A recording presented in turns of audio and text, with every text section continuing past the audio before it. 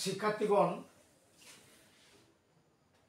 কয়েকদিন ধরে periodic table এই সম্পর্কে আলোচনা চলতেছে এবং পিরিয়ডিক টেবিলের গুরুত্ব এবং এটা কি ইলেকট্রন বিন্যাসের উপর ভিত্তি করে পিরিয়ডিক টেবিলে অন্তর্ভুক্ত 118টি মৌলকে যে 4 ভাগে বিভক্ত করা হয়েছে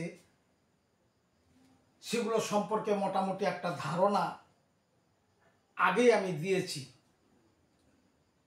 এবং তৎসঙ্গে এই 4টি শ্রেণী বিভাগের মধ্যে এস ব্লক এলিমেন্টসগুলোর খণ্ডিত পর্যায় সারণী 14টা মৌল দেখানো হয়েছে।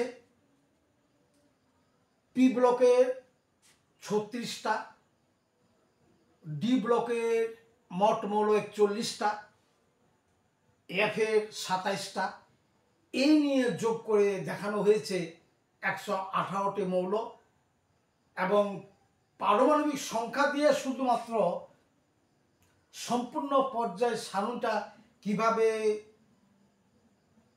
মনে রাখা যায় সে সম্পর্কে আলোচনা করেছি। আজকে অতি সংক্ষিপ্ত তোমাদের উপযোগী করে আলোচনা করব পি ব্লক এলিমেন্টসগুলোর বা মৌলগুলোর খণ্ডিত পর্যায় সারণী। আমি লিখে রেখেছি পি ব্লক এলিমেন্টস। এক কথায় যদি জিজ্ঞাসা করা হয় পি ব্লক মৌলগুলো কোনগুলো, উত্তরটা খুব সহজভাবে হবে মৌলগুলোর যে সমস্ত মৌলগুলোর বহিস্থ ইলেকট্রন ক্রমান্বয়ে পিতে প্রবেশ করে, পিতে একটা ঢুকলো, পিতে দুটা ঢুকলো, পিতে 3টা, পিতে 4টা, 5টা, 6টা ক্রমান্বয়ে পিতে ঢুকবে। অর্থাৎ এর সাধারণ গঠনটা হবে NS2 NP126। এই পিতে ক্রমান্বয়ে ইলেকট্রনগুলো প্রবেশ করলে ওগুলো হবে পি ব্লক। এখানে যেরকম S2 থাকবেই, তাহলে বহিস্থ কক্ষপথে 3টা, তাহলে এটা 13 নম্বর গ্রুপ হবে। আর এখানেও NS2 যদি দিই 14, 4টা, তাহলে এটা 14 নম্বর গ্রুপ হবে। এটা হবে NS2P3 15 নম্বর গ্রুপ, NS2P4 16 নম্বর গ্রুপ যেহেতু 6টা, NS2P5 17 নম্বর গ্রুপ, NS2P6 18 নম্বর গ্রুপ। তাহলে দেখা গেল পি ব্লকের অন্তর্ভুক্ত গ্রুপ হইল 13 থেকে 18টা। এবং পর্যায় কয়টা হবে? পর্যায় এখানে n এর মান 2, 3, 4, 5, 6 ও 7, অর্থাৎ পর্যায় হবে 6টা। তাহলে 6টা পর্যায়ে প্রত্যেকটাতে 6টা করে 36টা। তাহলে পি ব্লক এলিমেন্টস হল 36টি হিলিয়াম বাদ দিয়ে। হিলিয়ামের ব্যাপারটা পরে বলতেছি।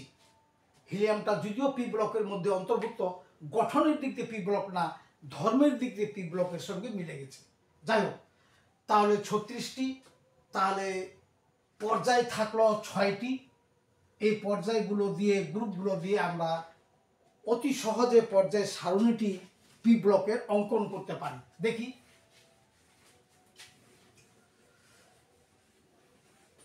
তাহলে 36টা মৌলকে স্থান দিতে গিয়ে প্রথমে একটা পর্যায়ে নিলাম, এটা হলো একটা পর্যায়, 2 নম্বর পর্যায়টা, এটা 3 নম্বর পর্যায়, এটা হলো 4, তারপরে 5 নম্বর পর্যায়ে 6 এবং যথাক্রমে 7 নম্বর পর্যায়।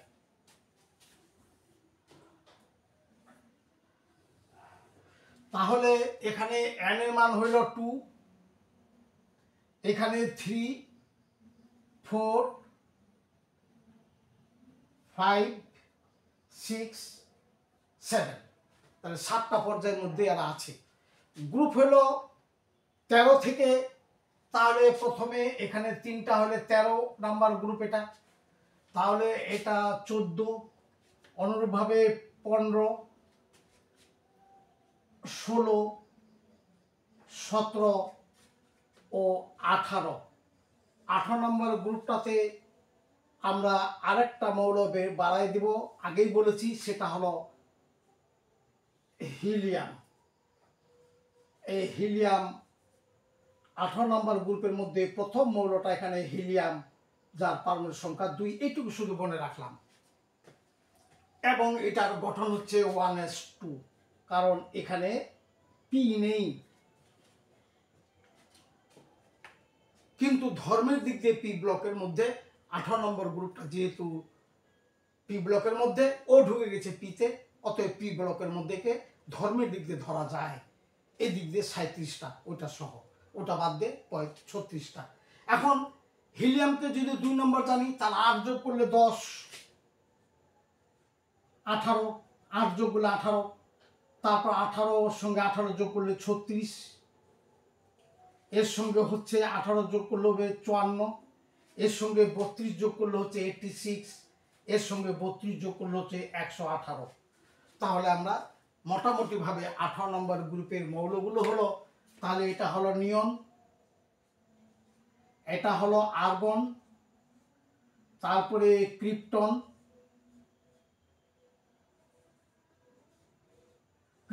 K8, এটা হলো জেনন, এবং এটা হলো রেডন, Rn, এটা হলো অর্গানেশন। আমরা পেয়ে গেলাম।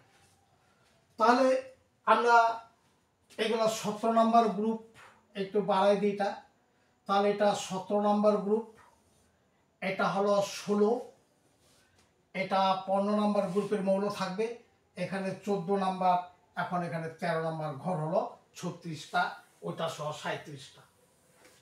তাহলে গঠনের দিক দিয়ে আমরা এটা যেহেতু 2 নম্বর, তাহলে 2s2 পাবো বাইরের গঠন, 2p6, 8টা 18। তাহলে এটা হচ্ছে 3 নম্বর, 3s2,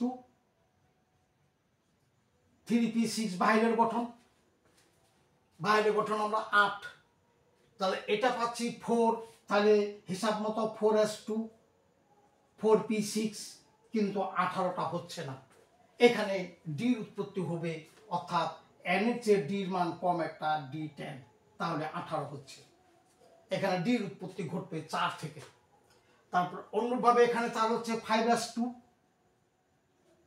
5p6, তাহলে এখানে হচ্ছে 4d10,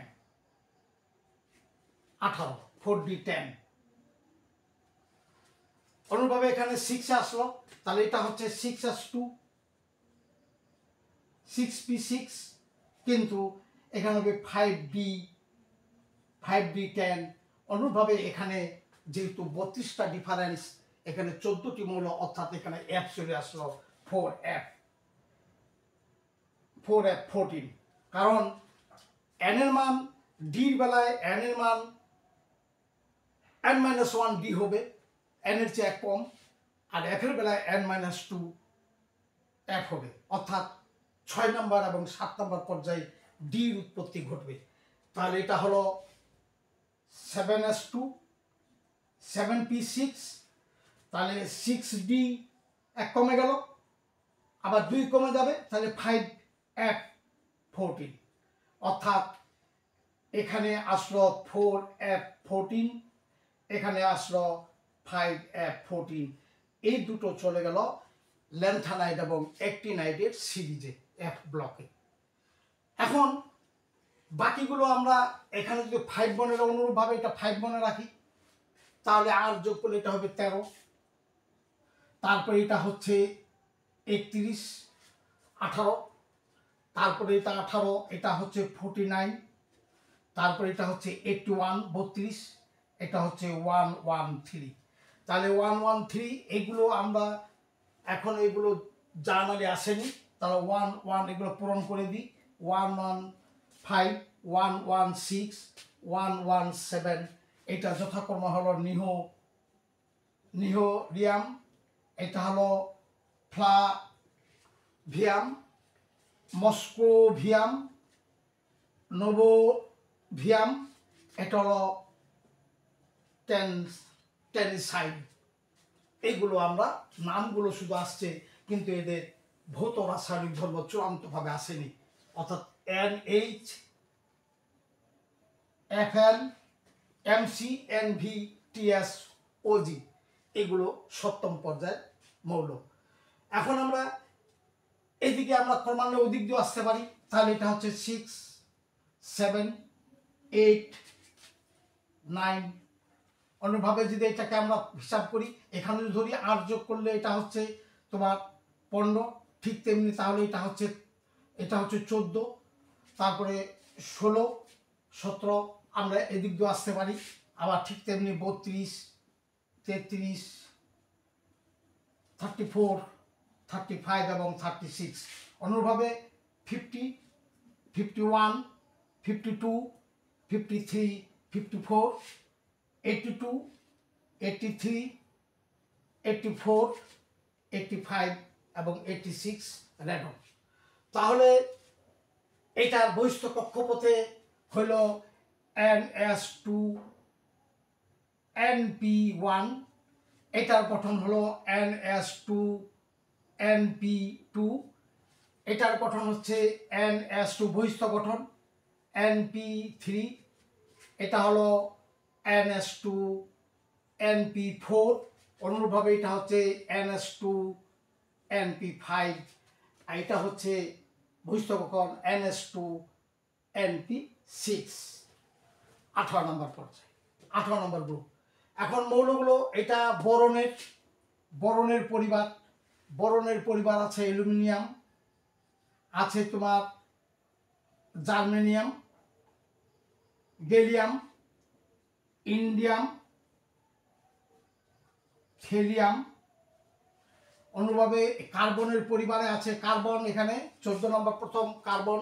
কার্বনের পরিবার সিলিকন, তারপরে জার্মানিয়াম, আর্সেনিক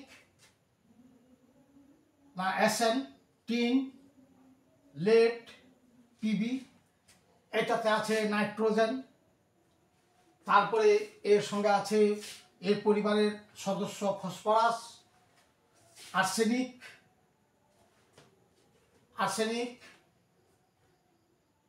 অ্যান্টিমনি এবং বিসমাথ।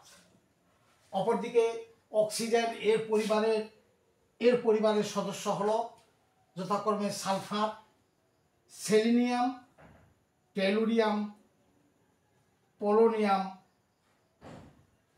আর এর সদস্য হচ্ছে এখানে ফ্লোরিন, ক্লোরিন, ব্রোমিন, আয়োডিন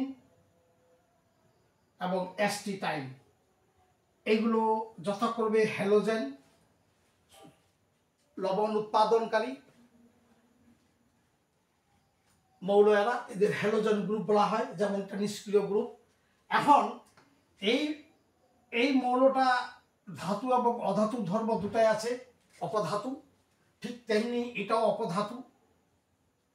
আর এখানে এই জার্মেনিয়াম, আর্সেনিক, সেলিনিয়াম, অপরদিকে এখানে অ্যান্টিমনি এবং টেলুরিয়াম, এই 7টি মৌল 1, 2, 3, 4, 5, 6, 7 এই 7টি মৌলকে বলা হয় অপধাতু, মেটালয়েড। অর্থাৎ এদের মধ্যে ধাতব এবং অধাতব দুটি ধর্মই বিদ্যমান। এই মৌলগুলোর উপরের যেগুলো সেগুলো হলো অধাতু, নিচেরগুলো ধাতব ধর্ম। অর্থাৎ পি ব্লক মৌলের মধ্যে মিশ্র প্রকৃতির ধর্মের মৌল পাওয়া যায়। অর্থাৎ সেখানে অপধাতু যেরকম আছে, ধাতব ধর্ম বিশিষ্ট মৌল আছে এবং অধাতু ধর্ম বিশিষ্ট মৌল আছে। যেমন এই সিরিজের মৌলগুলো এটা অপধাতু, বাকিগুলো ধাতব প্রকৃতি। ঠিক তেমনি এই মৌলটা উপরে কার্বন অধাতু, এই দুটো অধাতু, এর নিচের দুটো ধাতব ধর্ম বিদ্যমান। অনুরূপভাবে এই দুটি অধাতু, এটা অপধাতু, এটা অপধাতু, এটা ধাতব ধর্ম বিদ্যমান।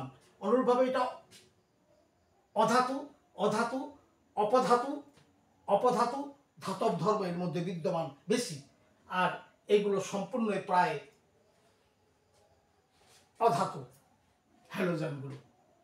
এস্টিটাইন যদিও একটু ব্যতিক্রম আছে। এই হলো পি ব্লক মৌলগুলোর একটা সাধারণ চিত্র। 36টি মৌল এক দৃষ্টিতে কিভাবে আমরা পর্যায় সারণীতে স্থান দিয়ে তাদের ইলেকট্রন বিন্যাসটা দেখাতে পারবো। যেমন যে কোনো জায়গা থেকে যখন এটা যদি আমরা ইলেকট্রন বিন্যাস করতে চাই, বহিস্থ ইলেকট্রন বিন্যাস, তাহলে অবশ্যই এখানে হবে 5s2 5p5। অনুরূপভাবে যে কোনো মৌলে আমরা যে কোনো জায়গা থেকে তাদের বহিস্থ ইলেকট্রন গঠনটা যদি আমরা পর্যায় সংখ্যাটা এবং গ্রুপটা মনে রাখতে পারি, তাহলে তার বহিস্থ ইলেকট্রন গঠনটা আমরা করতে পারবো। শুধু এটুকু মনে রাখতে হবে 6 এবং 7-এ এফ এর উৎপত্তি ঘটবে এবং 4 থেকে ডি এর উৎপত্তি ঘটবে। 4-এর বেলা হবে 3d, এখানে হবে 4d, এখানে 4d উৎপত্তি ঘটবে, এখানেও 5d এবং 4f এর উৎপত্তি ঘটবে। এখানে হবে 6d এবং 5d এর এখানে উৎপত্তি, 5f এর উৎপত্তি ঘটবে। অর্থাৎ 6 এবং 7-এ 4f এবং 5f এর উৎপত্তি ঘটবে, যেহেতু এই দুটো থেকে ল্যান্থানা এবং অ্যাক্টিনাইড বিচ্যুত হয়ে নিচে স্থান নিয়েছে 27টি মৌল। ওখানে 28টি হলো, ওর মধ্যে একটি মৌল আবার ডি ব্লকের দিকে চলে যাবে। হওয়ার কথা 28টি, কিন্তু হবে 27টি। আধুনিক পর্যালোচনা আলোচনায় দেখা গেছে তাদের একটি মৌল আবার ডি ব্লকের ধর্মের মধ্যে ঢুকে যাবে। এই জন্য ডি ব্লকে 40টা না হয় 41টা এবং এফ ব্লকে 28টা না হয় 27টা। এইগুলো পি ব্লক সম্বন্ধে মোটামুটি ধারণা। এই মৌলগুলো তোমরা তোমাদের লেভেলে এইটুকু মনে রাখলে অনেক উপকৃত হবে বলে আমার বিশ্বাস। তোমাদের সকলকেই ধন্যবাদ।